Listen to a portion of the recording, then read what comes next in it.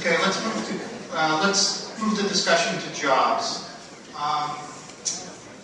When President Obama and Congress passed the stimulus bill, he said that unemployment would go down probably about 7.5–8%. We're now at about 9.6%, but the real rate is probably, according to many people, in the 12 to 15% range. Given the taxes that are going to be kicking in January, related to whether the Bush tax cuts go away or other taxes that are coming because of health care and that the Congress is proposing, how do you propose to stimulate jobs, and what do you expect the effect to be on small businesses? And Bobby, let's give him 2 minutes on this because it's really important. Thank you very much. Just so you know, they gave me a little bit more time to do the 2-1-1. I gotta say it. There they go again. My God. I look around this room and I see the greatest generation. I see World War II veterans. I met some people who were in the Holocaust dinner and experienced the Holocaust and things like that. People who went through some of the toughest times in the United States of America long before I was born. I don't see anyone in this room who's scared so easy. And I don't see anyone quaking in their boots when the scare tactics are being used, that something's going to be taken away from you that belongs to you in the first place. I believe that those tactics are acts of desperation. They are dishonest and disingenuous.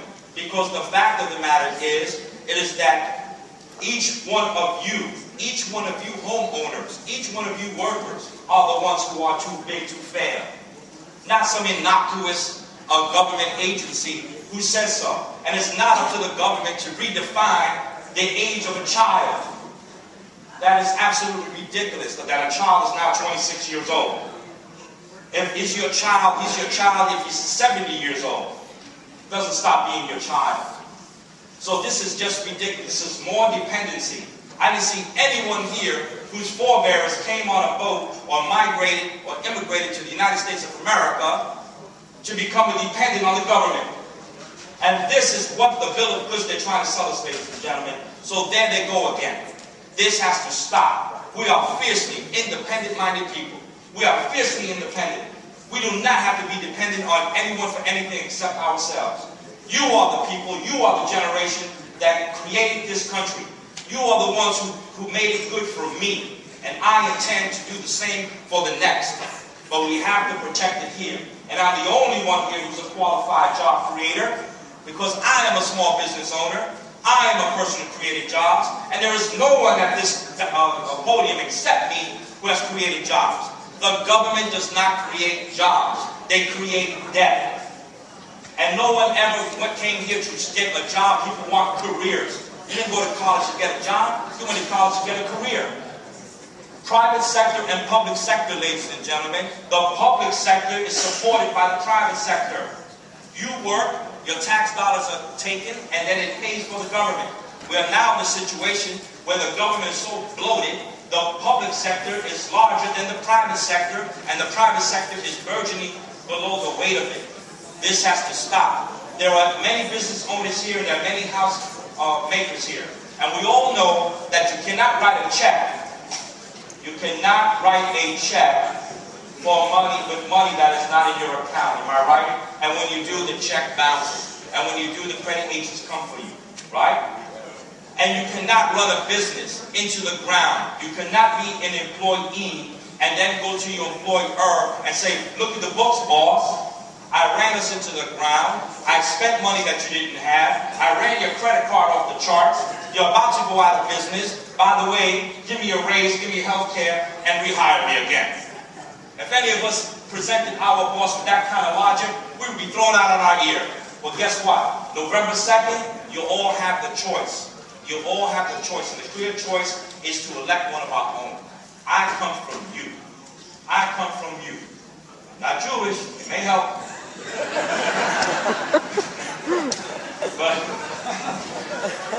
but I'm doing the best I can. Thank you.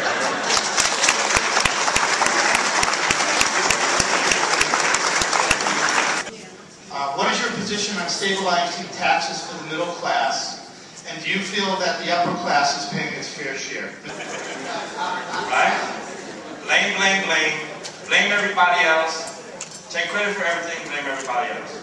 You do that in my company, you're fired. You do that in the Congress, they have to get reelected.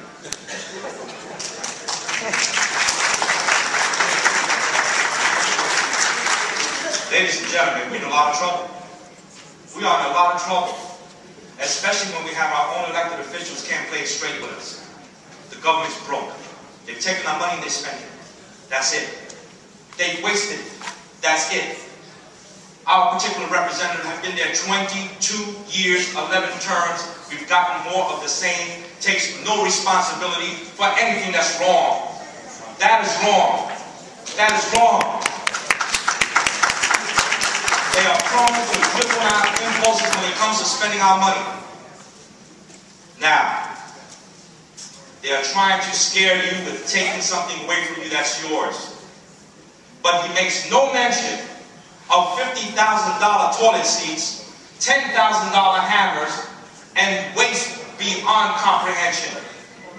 I would bring the Congress down to J&J's hardware store, Costco, and go shopping for toilet seats.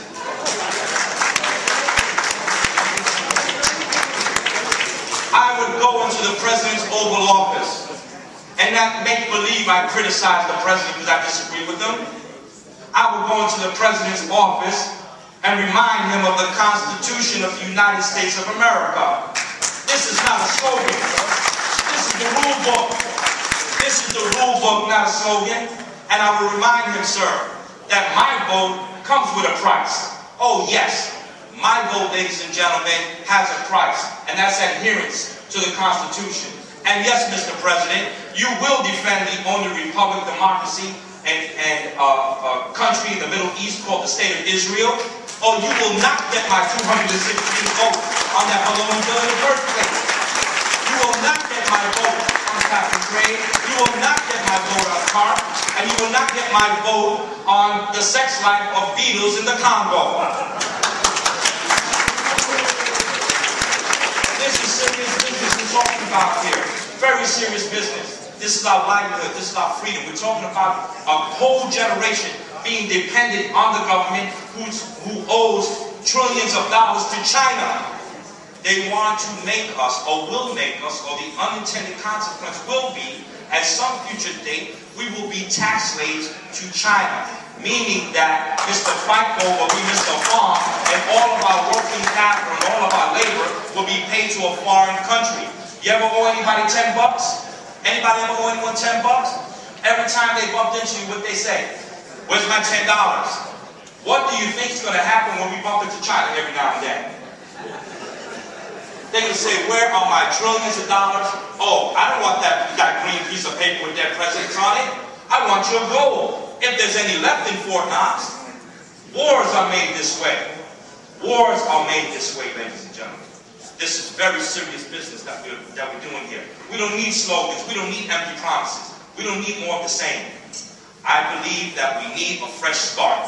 I believe that we need a common sense congressman who is a representative of the people of the 17, who will represent us, who do come from us, who do live here, who has created jobs, and had to go through the pain of looking in the eye of people who work for me and have to lay them off or fire them for the same economic realities. And the blame wasn't mine. The blame was because my burgeoning overhead was way too much, because I had to pay for health care and benefits and planes flying around for Nancy Pelosi whenever I have to ride a bicycle. Nancy Pelosi should take the train like anybody else. Like anybody else.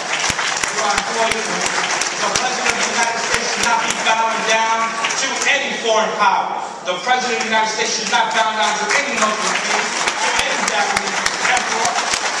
He should do what the people of the United States require him to do. And our representatives should represent us and not political interests. Thank you.